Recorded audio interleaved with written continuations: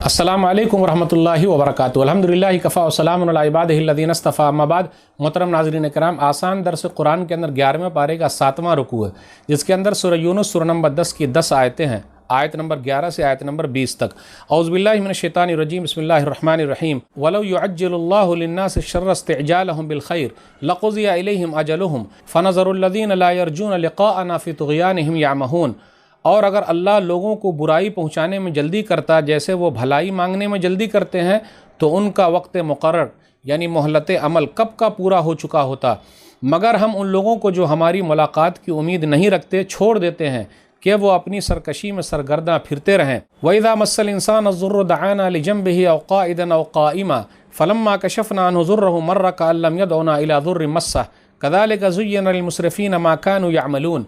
और जब इंसानों को कोई तकलीफ़ पहुँचती है तो लेटे या बैठे या खड़े हर हाल में हमें पुकारता है।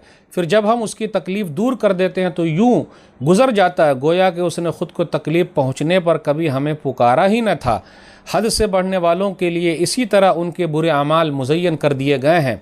वलक़द अहलकनल क़ुरून मिन क़ब्लिकुम लम्मा ग़लमू वजाअतहुम रसूलुहुम बिलबय्यिनाति वमा कानू लियुमिनू कज़ालिका नजज़िल क़ौमल मुजरिमीन। और बेशक हमने उन उम्मतों को हलाक कर दिया जो तुमसे पहले थी, जब उन्होंने जुल्म किया और उनके पास उनके रसूल वाज़ेह दलीलें लेकर आए, लेकिन वो ऐसे न थे कि ईमान लाते। मुजरिम लोगों को हम इसी तरह सज़ा देते हैं। सुम्मा जअलनाकुम खलाइफ़ फ़िल अर्ज़ि मिन बअदिहिम लिनंज़ुरा कैफ़ तअमलून। फिर हमने उनके बाद तुम लोगों को ज़मीन में जानशीन बनाया ताकि हम देखें कि तुम कैसे अमल करते हो।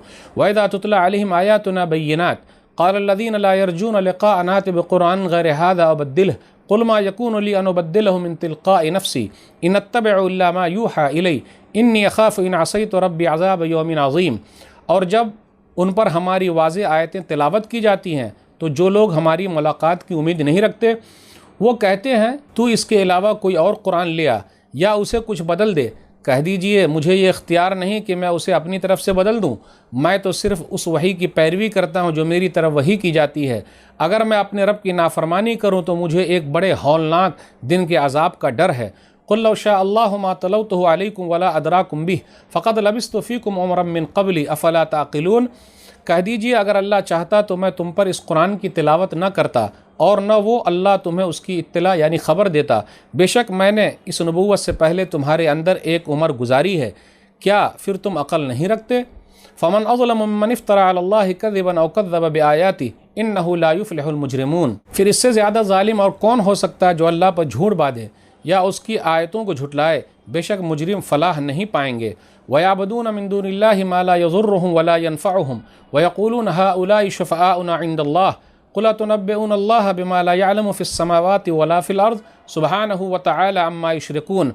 और वो अल्लाह के सिवा उन माबूदों की इबादत करते हैं जो ना उन्हें तकलीफ़ पहुँचा सकते हैं और ना नफ़ा दे सकते हैं, और वो कहते हैं या अल्लाह के यहाँ हमारे सिफारिशी हैं। कह दीजिए क्या तुम अल्लाह को उस चीज़ की ख़बर देते हो जिसे वो ना आसमानों में जानता और ना ज़मीन में। पाक है वो और बुलंद बरतर है उस शिर्क से जो वो करते हैं। वमा कान अन्नासु इल्ला उम्मतन वाहिदतन फ़ख्तलफ़ू वलौला कलिमतुन सबक़त मिन रब्बिका लक़ुज़िया बैनहुम फ़ीमा फ़ीहि यख्तलिफ़ून। और पहले लोग एक ही उम्मत थे, फिर उन्होंने आपस में इख्तलाफ किया, और अगर आपके रब की तरफ से एक बात पहले से तय न हो चुकी होती तो जिस चीज़ में वो बाहम इख्तलाफ कर रहे हैं उसका फ़ैसला कर दिया जाता।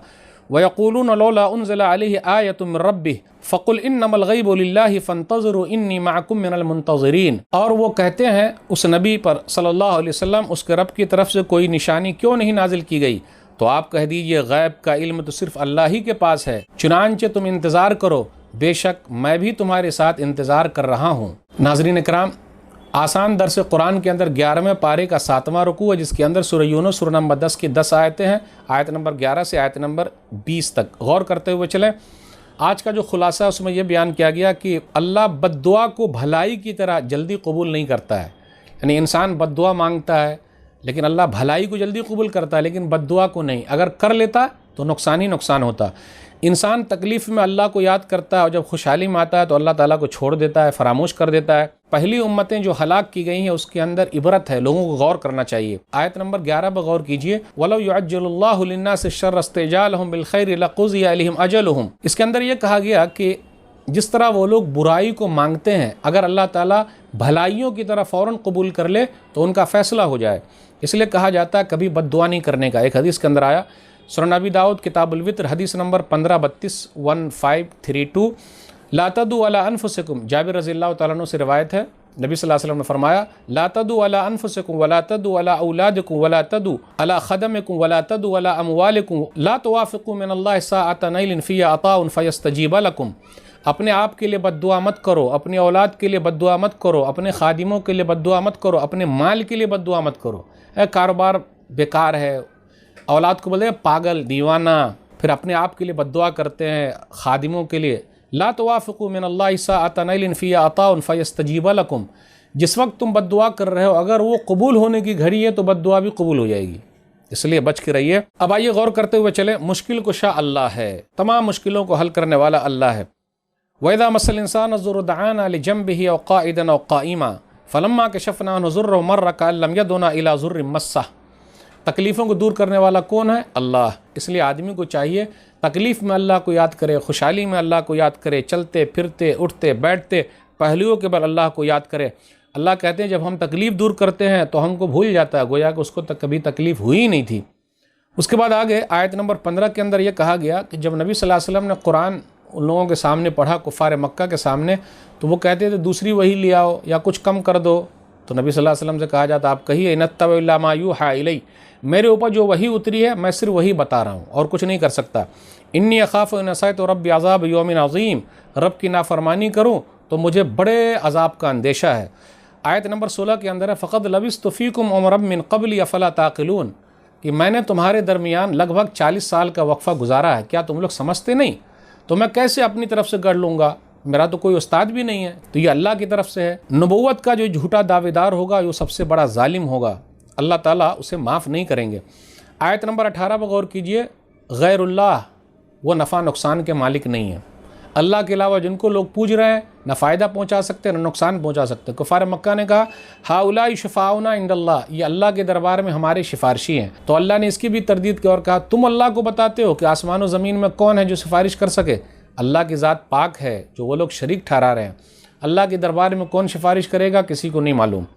پھر اس کے بعد اس لیے ہمیں اور آپ کو بچنا چاہیے، اللہ کے دربار میں نہ وسیلے کی ضرورت ہے نہ پتیلے کی ضرورت ہے، کسی چیز کی ضرورت نہیں ہے، تو اس لیے لوگ جو اپنی طرف سے گڑھے ہوئے ہیں وہ بات صحیح نہیں ہے۔ تو ناظرین اکرام، یہ چند باتیں تھیں، اللہ سے دعا ہے کہ اللہ تعالی ہم لوگوں کو قرآن کریم کو پڑھنے، سمجھنے، عمل کرنے، لوگوں تک پہنچانے کی توفیق دے، آمین۔